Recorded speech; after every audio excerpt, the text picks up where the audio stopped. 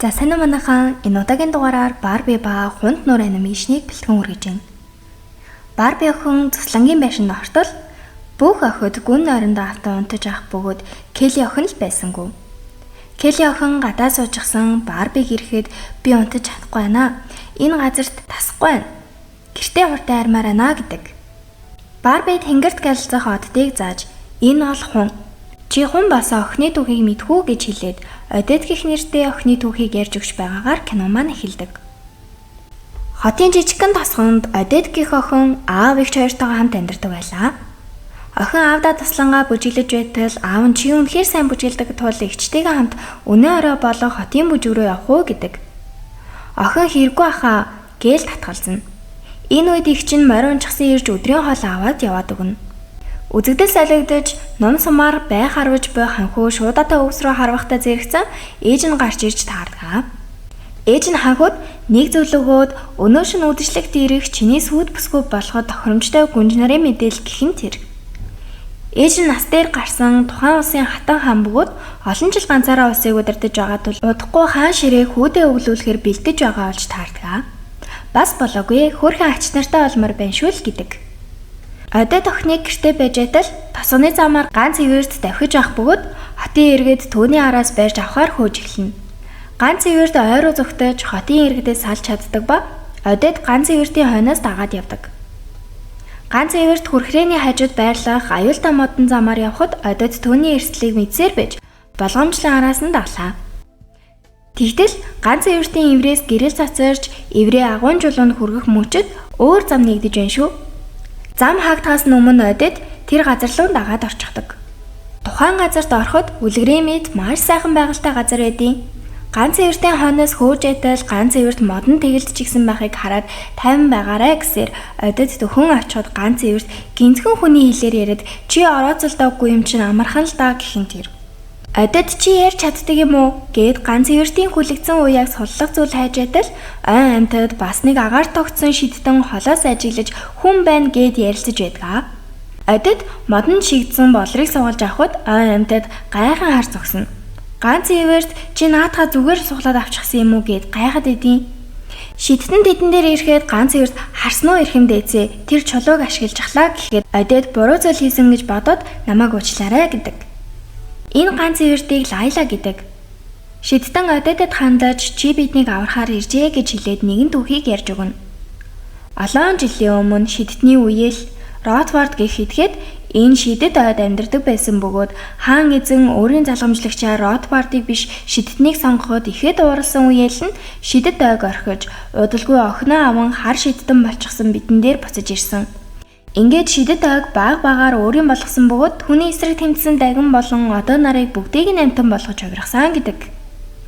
Тэгээд бүх амьтдаар өөрийн хар шидийн ордонг бариулж амьтад нэмэх болгондоо хар шид нь улам хүчрэхэг болдог. Тиймээс бид түүнийг дийлээгүй юм аа. Харин энэ модноос болрыг суулж чадсан хүн Ротбардын хар шидийг дийлж ойг аврах учиртай юм аа гэдэг. Одод би тэр хайгаад байгаа хүн чинь биш баха. Та нар энийг аав би авлаа гэд явах гэж байгаад за би чадах бүхнийг хийгээд үзье гэхэд нь хорон санаад Ротбардын тагнуул хэрээнүүд түүнийг сонсоод нисээд явчихна. Харин энэ үед Ротбард хорон санаад охинтойгоо хамт нисэн гэж хүний дүрд хувраад за намайг дийлэх охин ирсэн гэж сонслоо. Арай чи юм шүдтэй гэхэд Лайла чи ингээд дууссан гэд өөдөөс нь сөргөөцөлтөд байсан тул хорон санаад Ротбард хар шид ашиглаж ододыг хүн болгоод хувиргачихдаг. Лайла Ротбардыг мөргөх хооронд одод зүгтэж амжина. Шидтэн ирж хунгийн толгойд энэ титэм чамайг хамгаалнаа гэд зүүж өгдөг. Ротбард дахин ирж хунг нэг мөсөн үгүй хийнэ гэд хар шидээ ашигладал хатны зүүж өгсөн шидэд титэм гэрлэн бүрхүүл үүсгэн түүнийг хамгаалнаа. Үүнийг харсан Ротбард хорон санаад охиноо дагуулan яваад өгдөг. Одод хатнаас та намайг хүн болгож чадах уу гэхэд би Ротбардын ичүүдийг буцааж чадахгүй. Харин түүний шидэнд өртсөн амьтад нар жаргахаас өглөө нар мандах үе хүртэл хүн төрхөндөө хувирдаг юм а гэдэг. Энэ үед нар жаргаж хувирсан амьтад бүгд хүн болон хувирав. Тэд хамтдаа Ротбардыг ялах аргын талаар ярилцах бөгөөд хатан түүнийг ялах аргыг заасан номыг зөвхөн болрын эзэн чийл нээж чадна гэж хэлээд хэн ододыг тэр газарт аваач хуй гэхэд бүгд үгүй би лав биш гэж зүгтэх бөгөөд түүнийг хамгийн муухай шулмнууд хамгаалдаг болж таардаг. Тэдний дундаас ганц ивэрт "За би түүнийг хүргэж өгнө" гэхэд нь хатан шидэд навч өгөөд тэнд очиод энийг ашиглаарай гэдэг. Энэ үед ханхуу Даниэл шоо хэлбэртэй газрын зураг харж "Миний судалж нийгээгүй хачирхалтай газрууд маш их байна" гэд туслахтайгаа ярилцаж байна. Одод ганц эрт хоёр зорсон газраа ирэн навчийг нээж өгөхөд цайзын хаалга өөрөө нэгдэв. Энэ хооронд аав эгч хоёр нь Ододыг шүнжин хайж санаан зовно.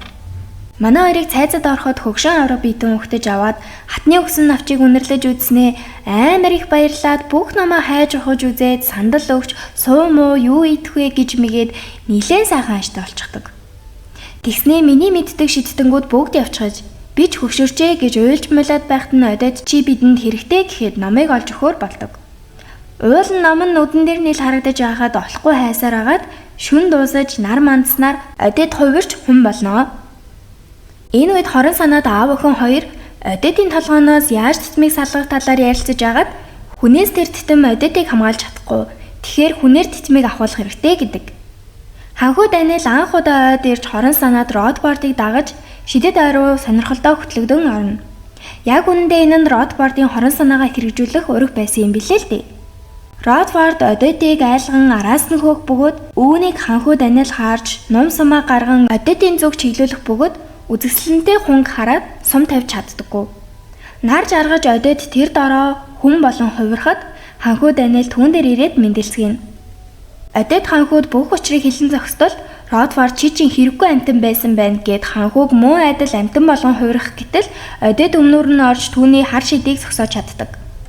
Дахин шид хэрэглэх гэж байтал хорон санаад охин нь байн ааваа гэж орлоод байсан тул явж очтол манай хідэн хүүхдүүд хорон санаад охиныг нь өмхий хүрмээр утаад хөөхөн шоглоод байж байдаг. Аав нь охин дээрээ ирж үнрээс нь болоод бушуухан очиж усанд орё гэд охиноо аваад нисчихнэ. Ханхуу Ододыг бүжгэн дурж тэд хамтдаа шүнжин бүжиглэн цагийг сайхан өнгөрөв. Ханхуу би буцаж очиод цэргээ аваад энд ирж түүнийг дарна гэхэд Одод үгүй дээ тэр таныг болон цэргүүдийг чинь бүгдийг бидэн шиг болгоно.